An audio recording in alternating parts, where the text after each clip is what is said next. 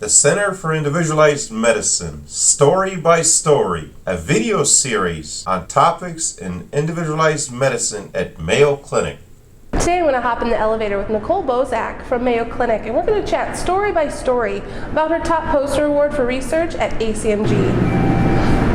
There she is. Congratulations on your Top Poster Award. That's really cool. Thank you. Tell me about the research. So for this case, we were trying to find a diagnosis for this young patient at the Center for Individualized Medicine. He had what we thought was orofacial digital syndrome, but we didn't know the genetic cause. So we used whole exome sequencing first and found some variants, but they were of uncertain significance. So we then used a technique called RNA sequencing to help us determine whether or not these variants were really responsible for his disease. And how is RNA different from regular sequencing? The way I look at it is sequencing of the DNA is kind of like looking at the master copy. And you make a bunch of little copies to make the protein, so it's kind of like the recipe book. And when you have errors here, this causes a lot of problems and the proteins are incorrect. So it allows us to look a little deeper to what's actually going on in the cell.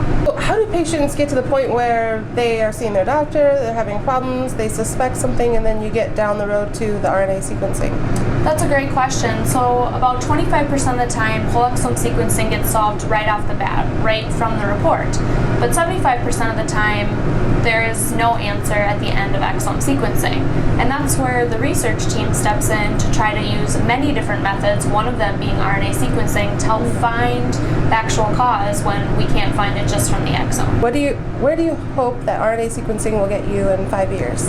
So we're hoping that RNA sequencing can help us find things, or kind of help us go on a fishing expedition to really find things that we might not be seeing in the exome. So in this case, it worked really well because we knew what we were looking for. So we're hoping we can now apply this to other patients when we have no idea what we're looking for to help us find the actual cause, to help diagnose the patient. So for this case, it sounds like the great thing is that the family had a diagnosis. But does that mean that now they can take a medicine and feel better? What does that mean when you find a variant like this with RNA sequencing? The biggest thing was a diagnosis and allows for family planning now for potential future children. Unfortunately, this disorder doesn't have a treatment at this time, but the more we can understand using techniques like RNA sequencing and exome, maybe that can push us and drive us to find potential therapies for these patients. Thanks for taking time to go story by story with me. It's encouraging to hear about all the great research you're doing with the Center for Individualized Medicine. Yeah, it's great talking to you. Here's my floor.